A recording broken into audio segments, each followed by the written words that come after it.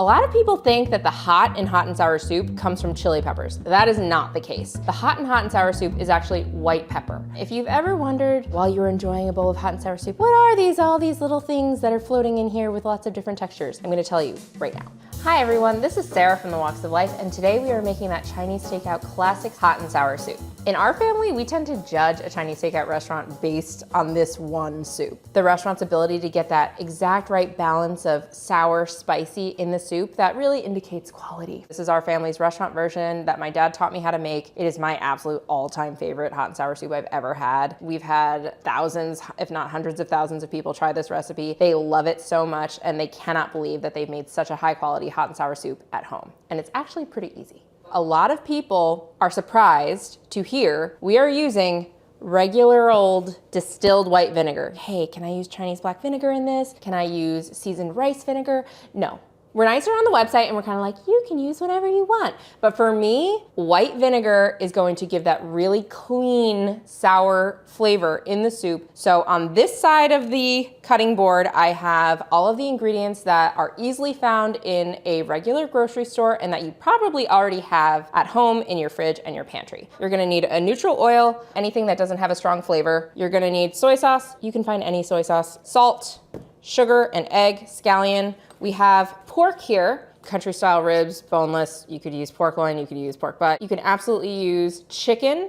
If you don't eat meat at all, you can just leave it out. Cornstarch for thickening. White pepper, you can find this in any spice aisle. White pepper is gonna give that warming spice, not chili heat. You can put dried chili flakes or chopped dried chilies into your hot and sour soup, and we do, but for me, when I'm seeing like mostly kind of red chili flake in there and I'm not tasting any white pepper, that's a big red flag for me. Better than bouillon, chicken bouillon paste. This is what we're using for our chicken stock today. If you wanna use a box or a canned stock, that's totally fine, or if you wanna use homemade, even better. We love better than bouillon, honestly. I use it for a lot of things. And some sesame oil, which these days you can find in a regular grocery store. And then a scallion for topping at the end. Okay, so now I'm gonna move on to the Chinese specialty ingredients. These are the things that you might have to venture into a Chinese grocery store for. The first is firm tofu. This is a non-negotiable. I have bamboo shoots here.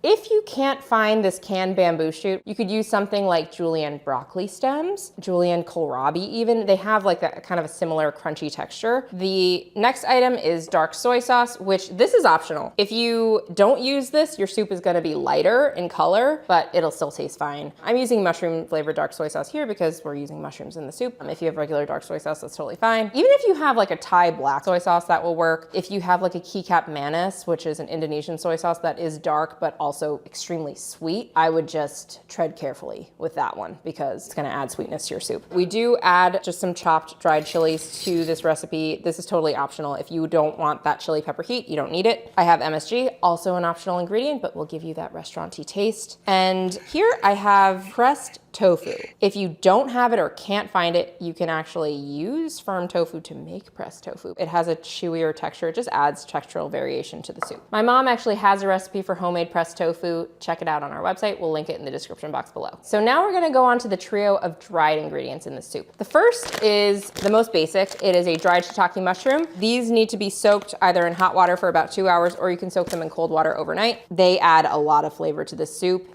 Of the three, this is the most important ingredient.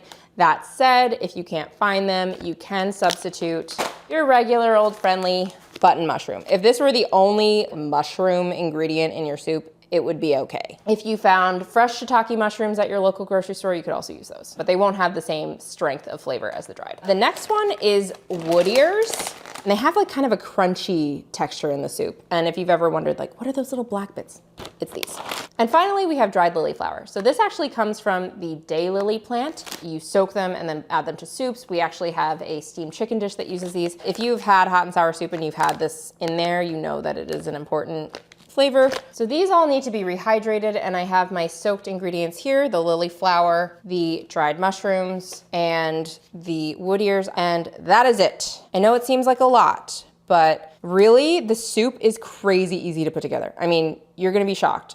Let's start with these dried shiitake mushrooms. So I'm just gonna take the mushrooms and I'm gonna squeeze the liquid out of them a little bit. These tend to have some sediment, so you wanna make sure that they're clean. So soaking your dry ingredients is the main sort of, I have to think ahead prep item. You can either soak them overnight, which is what I did. You just put them in a bowl, add cold water, and just leave it. Or you could do the same in the morning if you're planning on making that soup for dinner. Or if you're short on time, just put it into a heat-proof bowl, pour boiling water over it, and soak it for about 2 hours, and then you'll be good to go. You can actually use the soaking liquid in the soup as part of your stock. I would not use the soaking liquid from the lily flower or the wood ears. It is not the same. So with these, I'm just gonna thinly slice. I like using the small ones in my cooking because then I can use them whole if I want.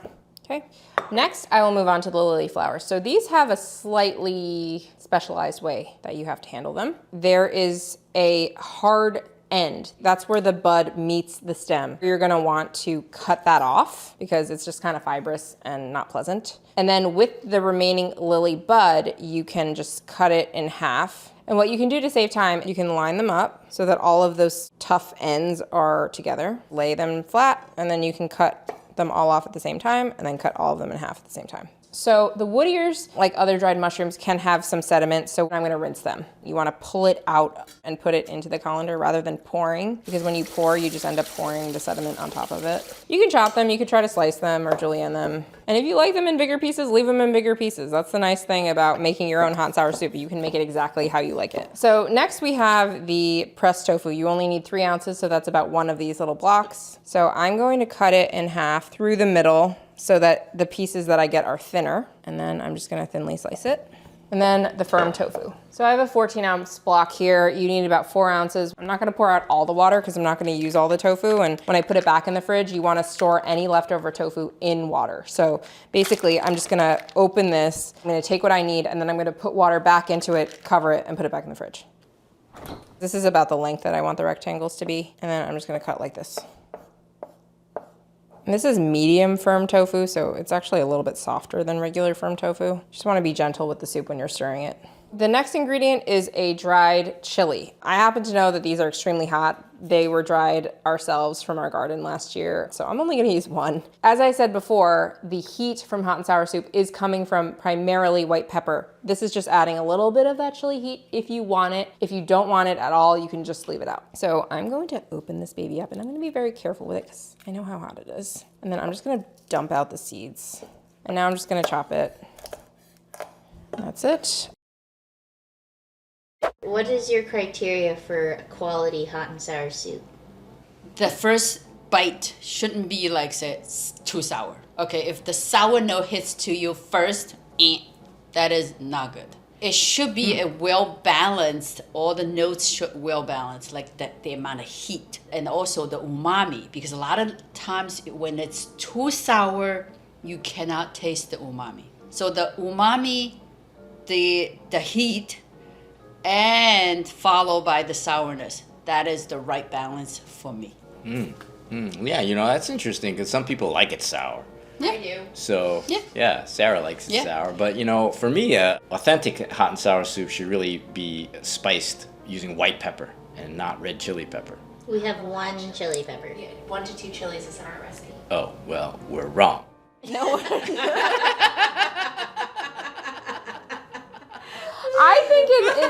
I think that the chili, as the walks of life, like, I don't know, the editor and the person who's You're every the walk of, encyclopedia. I am the encyclopedia of the walks of life. A little bit of that chili pepper, a little bit of that chili heat is nice. It is complimentary. However, it is optional and it is very much playing second fiddle to the white pepper.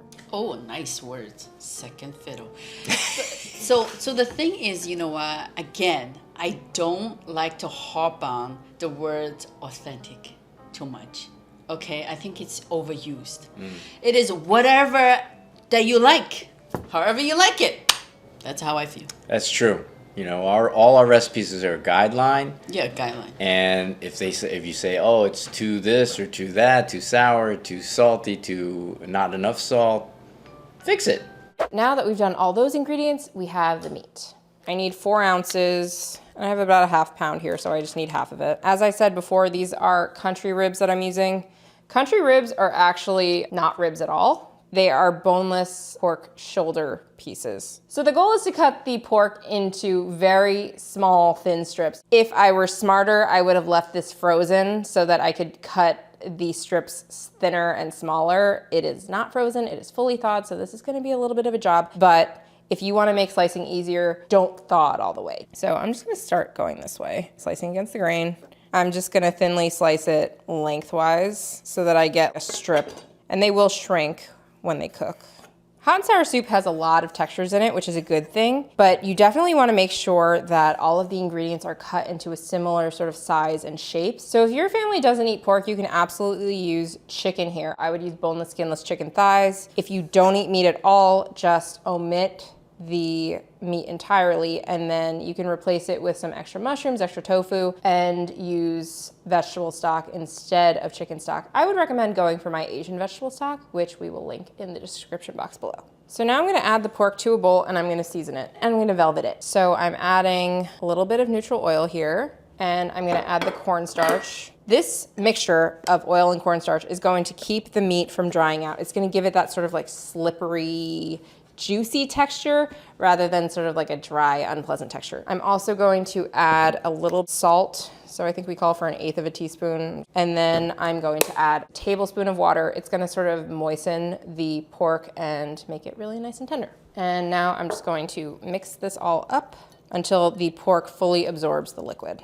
Last but not least is the scallion. I'm just gonna cut it over here away from where I cut the meat. Now we're ready to make the soup.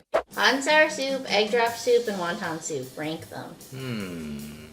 Hot and sour, egg drop, wonton.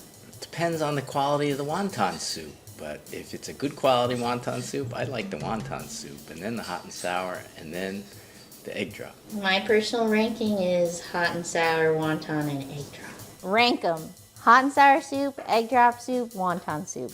Hot and sour, wonton, egg drop. I'm surprised by that. You love a wonton. I do love wonton soup, but if I'm like judging the soup for its intrinsic qualities, hot and sour soup, #1. It's the most complex, it's the tastiest. I mean, I happen to love just like those big giant wontons, but you know, there's not much going on in the broth. I would say hot and sour soup, #1. In the day, there was no hot and sour soup. What?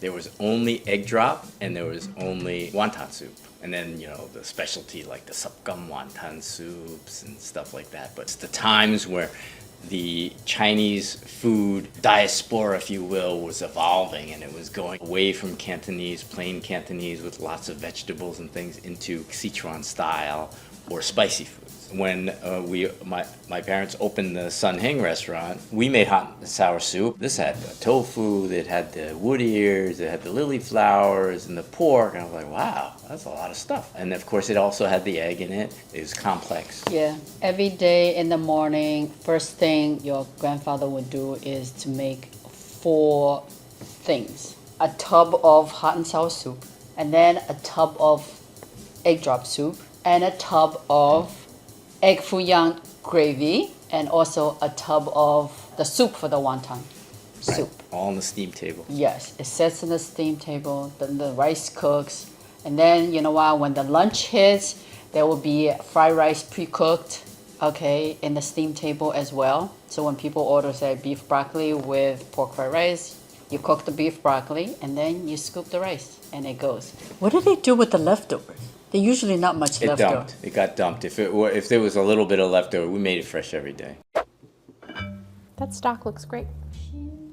So we're at the stove and I have a pot of boiling stock behind me and we're ready to cook this soup. One point before we move on is that you wanna be using a non-reactive soup pot. So you don't wanna use an aluminum pot, you wanna be using stainless steel, or I have ceramic, you could also use those glass pots. An enamel Dutch oven will also work. The pork has been marinating for a while. It's sort of clumping together, so I'm just gonna add a little bit of water to loosen it up. Once it hits the soup, I want it to sort of be broken up into separate pieces. So my soup is simmering. I'm just gonna add it.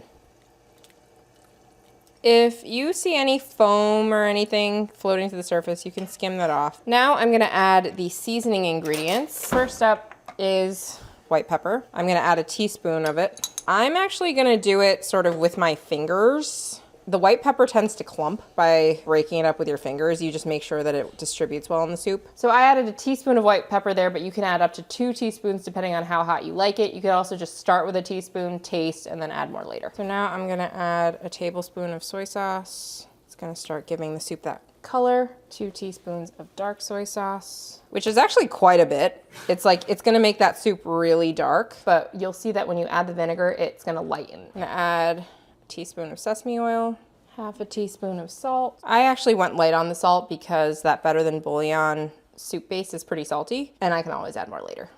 So I'm gonna add about a 1/4 teaspoon of sugar and the dried chili. So MSG is a totally optional ingredient. You do not have to add it. This is basically synthesized glutamate, which is the substance in tomatoes, Parmesan cheese, seaweed that creates umami. So if you've ever made Chinese food at home and you're like, why doesn't it taste as good? There's 2 reasons. One is wok hei, which is like that really high heat searing in the wok. And number 2 is this stuff. It's the MSG. We should normalize MSG bears like honey bears. This MSG bear means no harm. This sort of thing about MSG giving people migraines has been debunked. If you eat a processed product that has disodium guanylate, that's just another MSG-like compound. Y'all be eating MSG. You don't know it. Now we're gonna stir in the lily flowers, wood ears, and mushrooms. And I'm also gonna add the bamboo shoots. So I'm literally just open the can and I'm gonna drain it into the sink. The bamboo shoots add a really nice texture to the soup. Like we call for about 4 ounces. This is a 5-ounce can. I'm just gonna add it. This hot and sour soup recipe has always been in our top 10 recipes on the website, and it has also made it into our cookbook, The Walks of Life, Recipes to Know and Love from a Chinese American Family. We could only put 100 recipes in here. It just goes to show how special a recipe this is, and also our readers probably would have come after us if we hadn't put it in. All those ingredients have cooled down the soup, so I'm just gonna let it come back up to a simmer. So we call for 1/3 to half a cup of vinegar in this recipe. It totally depends on how sour you like your hot and sour soup. I personally, for myself, would just go straight to half a cup, but let's just start with 1/3. Actually, you know, if you have people in your family that like differing levels of sour, then just make the base soup less sour, and then everybody else can just add vinegar. Okay, so we are back up at a simmer. I'm gonna add the vinegar. And I'm gonna add the tofu. At this point, I'm gonna taste it because I'm pretty sure I wanna be adding that extra vinegar. Yeah, I'm just gonna add an extra splash. That like warm white pepper heat, it's really nice. Okay, so I need 1/3 of a cup of cornstarch. And then I'm going to add some water to that, about a half a cup of water. And I'm gonna mix it really, really well into a slurry. So you just wanna make sure that there is no cornstarch lumps here. So you wanna be stirring the soup while you add this cornstarch. Otherwise, the cornstarch will sort of like cook on contact and then you'll end up with like cornstarch lumps in the soup. You do want the soup to be at a simmer while you add the cornstarch. So I'm gonna add about 3/4 of it because you might not need all of it. And this thickens the soup and gives it that like signature hot and sour soup consistency. And as you can see, combined, the vinegar and the cornstarch slurry have lightened the soup to the proper color. Also, if you find that you've added too much and it's too thick, you can just add more stock or water. At this point, you're gonna wanna taste it and then add a little more white pepper if you want, a little more vinegar if you want, more salt if you need. I don't know that that needs anything. Maybe a little dash of white pepper. If you're looking at this soup and you're like, huh, something's missing, that thing that's missing is the egg. You want the soup to be at a simmer when you add the egg. We just garnish it with scallions and we are ready to enjoy our delicious hot and sour soup. Okay, everyone, hot and sour soup is ready. Taste test. Don't all jump up at once. Silence.